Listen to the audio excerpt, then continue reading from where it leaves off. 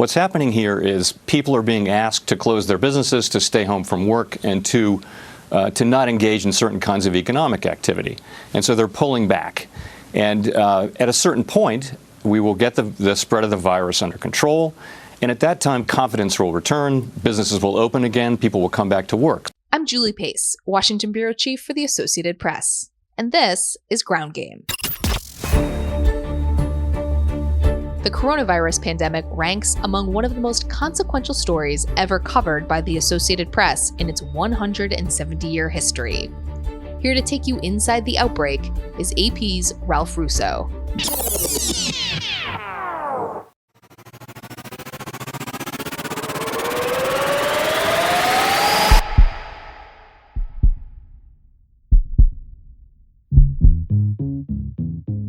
From the Associated Press, this is Inside the Outbreak. I'm Ralph Russo. Today's Friday, April 10th. Dr. Anthony Fauci, the top infectious disease official in the U.S., says there are some promising signs that an antibody test for the coronavirus could be available soon. That would allow health officials to determine who has already had the virus and whether they are vulnerable to being reinfected.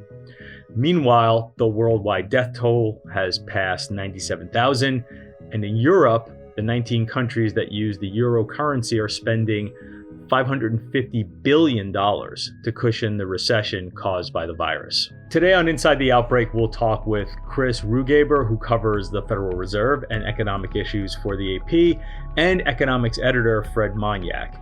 We'll go inside the staggering number of jobless claims over the last 3 weeks and try to put them in historical perspective. The president has talked about trying to get Americans back to work soon, but how many of those jobs will still be there when that happens? Also, what has the Federal Reserve done to try to stop the economic slide, and is more aid expected from Congress soon? Fred Monyak is AP's economics editor based in Washington. Thanks for joining me, Fred. Thank you. Happy to be here. And Chris Rugaber covers the Federal Reserve and the economy for the Associated Press. He's also based in D.C. Hello, Chris. Hi. So let's start with the jobless numbers are startling. Fred, could you put these numbers in some type of historical perspective?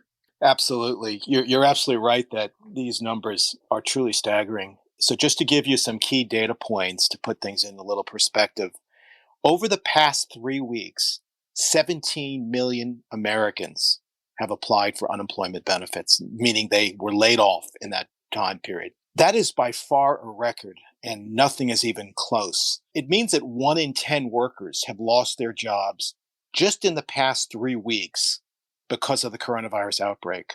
To put this in a little bit of perspective, the Great Recession, which ended in 2009, this was the worst economic crisis the United States experienced since the Great Depression. So during the Great Recession, it took about 10 months for unemployment claims to go as high as they now have in less than 1 month. So the claims have exceeded anything that we have seen, certainly in our lifetimes. And they've overwhelmed state offices around the country, which handle the unemployment claims. The states were not prepared to deal with an influx of this kind, which they have never experienced before. Just a couple of other data points to put things in perspective. During the Great Recession, which again was the worst crisis we had had since the Depression, about 8.8 million jobs were lost. So fewer than 9 million were lost during the Great Recession. Just in the month of April that we're in now, we'll get the unemployment report next month, but just for the month of April, perhaps more than 20 million people will lose their jobs in the month of April. Another data point. During the Great Recession, unemployment peaked. It peaked at 10%, never went above 10%. For April, the unemployment report that we will get in early May, for April, unemployment could hit 15%. And it could go higher after that. Economists say up to 50 million jobs are potentially vulnerable to coronavirus-related layoffs. That's about a third of all the jobs in the U.S. are considered vulnerable. Now, this figure is based on a calculation of jobs that are deemed non-essential and therefore could be vulnerable to layoffs. It's not likely that all those workers will be laid off or file the jobless claims, but it just suggests how vulnerable our job market and, of course, our economy could be to the losses from this pandemic. Yeah, really, really, again, staggering. Chris, you wrote about gig workers, folks we might have once called freelancers, how they seem to be falling through the cracks of the unemployment compensation system. Explain what you found is happening and what ideally should be happening. Right. Well, the new economic relief package from that was signed late last month, which provides about $2.2 trillion of aid to the economy, that legislation, for the first time, expanded unemployment benefits to those workers, to gig workers, self-employed, and so forth. Typically, they have never been eligible. The unemployment benefit system is basically funded technically by companies that employ people in a traditional way, and they pay a small tax based on the number of employees they have. And that's essentially how we fund unemployment benefits. So it's a way of saying that, if you've worked for a traditional company, then in a way you've paid into the system, and that's why you're eligible for then to get unemployment benefits if you're laid off or lose your job through no fault of your own. For gig workers, the companies they might work for, the Postmates or Ubers or whatever, they don't pay into the system in the same way. They're, if you're a so-called 1099 worker based on the tax form you might get, or a freelancer, no one is paying in on your behalf. So that's why they've never been eligible. Now they are, but the state systems that administer the unemployment benefits program haven't really caught up yet. Some are saying it could be weeks before they start processing claims from those people. So, for example, Massachusetts has said it will be until April 30th before they'll be able to process any requests for unemployment aid from freelancers, gig workers, and so forth. And the reason is, for a traditional employee, if you're paying taxes and your company has filed with the state, how many employees it has, you're paying payroll and state income taxes in many cases. So the unemployment benefit system sort of already knows about you. It knows how much money you've been earning, which is what it's used to calculate your unemployment insurance benefit.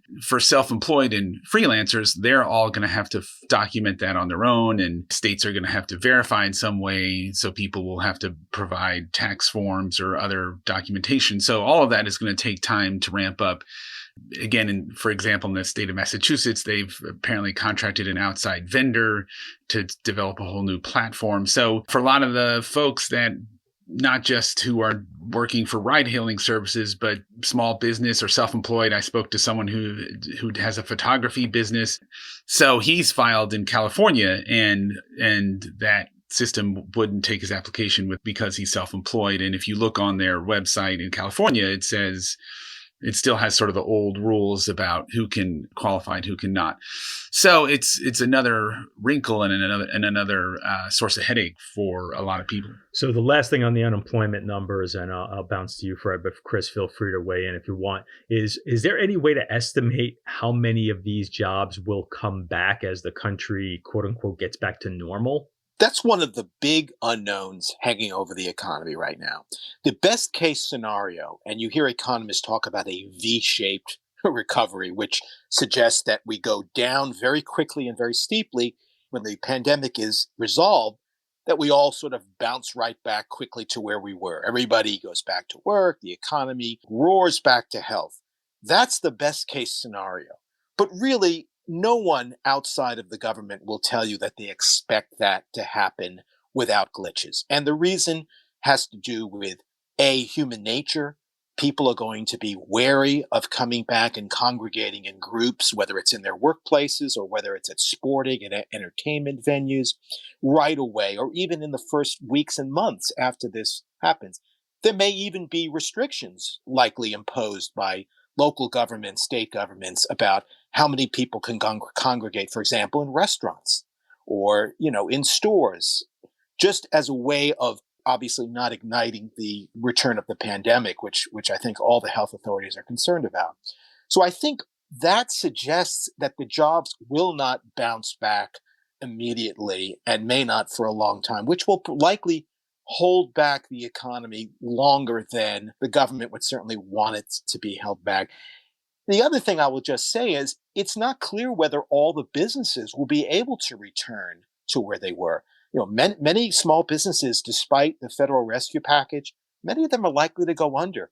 They're dealing with debts, they're dealing with rent payments, they're dealing with all kinds of fixed costs that could send some of them into bankruptcy or just not allow them to come back. They just won't have the capital able to, return, having been closed for a period of months. And there might even be a waning taste by the consumer to return to certain businesses in the way that they did before the pandemic. For example, cruise line companies.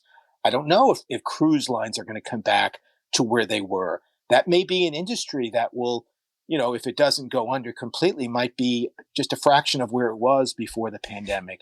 I think the airlines will be very slow to recover, hotels, entertainment venues, and so on and so forth. So I think it's a very open question as to how many of these jobs are going to come back when the pandemic is solved, at least in the near term or even the medium term.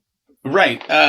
There is some optimistic scenarios out there. Fred is right that few people would see a real sharp V-shaped rebound. I think there is hope that some of these jobs will quickly return. We've seen the 16.8 million people file for unemployment, as was mentioned earlier.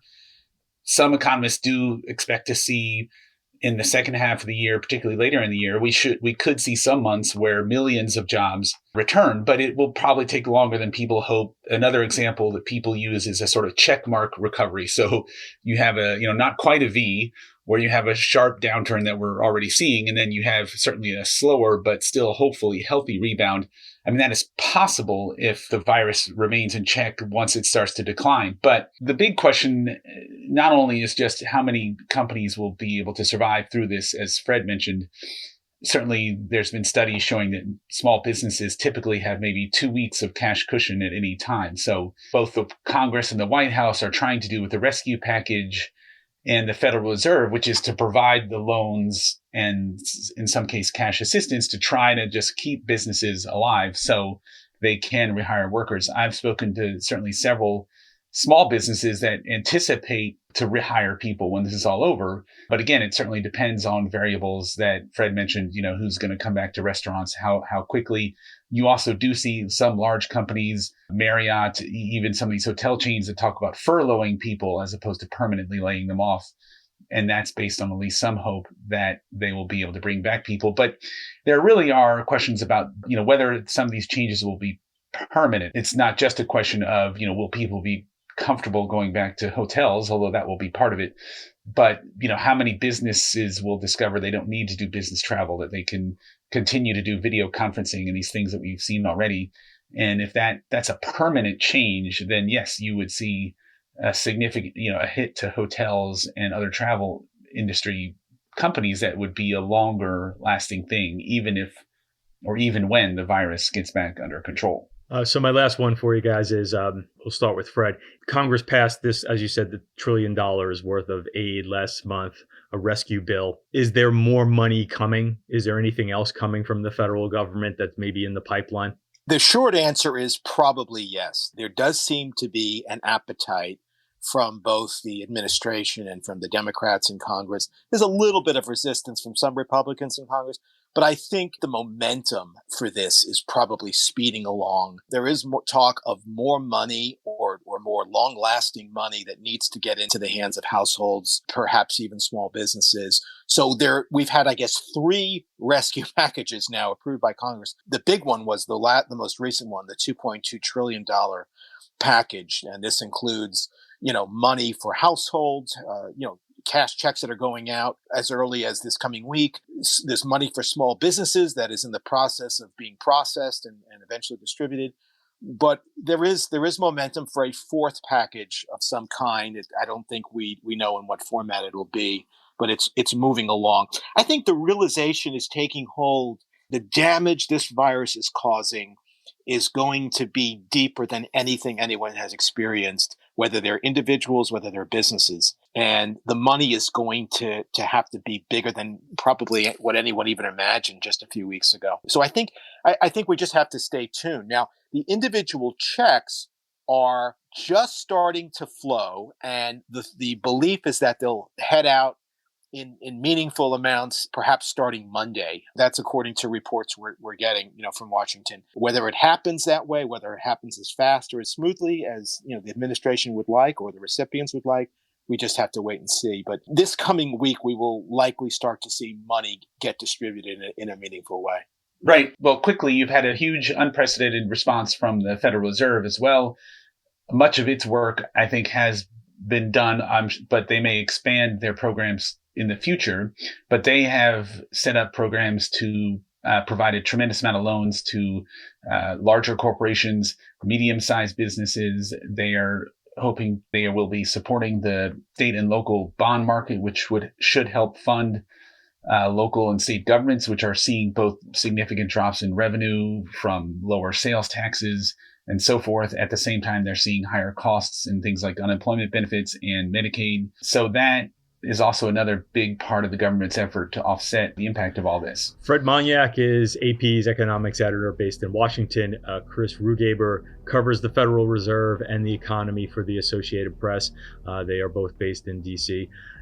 Guys, thank you very much for joining me today. Terrific insight. Please stay healthy and stay safe. Thank you. You too. Thanks for having me. On apnews.com, our reporters are trying to highlight the inspiring stories of the outbreak in a feature we call One Good Thing. Today, Aaron Heller in Israel writes about a program called Adopt a Doc. More than 10,000 in the country have signed up to help overburdened healthcare workers. Aaron writes, besides from providing needed protective gear and medical supplies, an army of volunteers has carried out grocery shopping, delivered home-cooked meals, babysat for children, and even walked the pets of healthcare providers. That's it for this episode of Ground Game. We'll be here every step of the way during this extraordinary moment in American politics and American life, giving you all the news you need to know. Be sure to tell a friend about us, and please subscribe on Apple Podcasts and leave us a review. Some of the details of our discussion may have changed by the time you hear this. For up-to-date developments on all of your news, head over to apnews.com.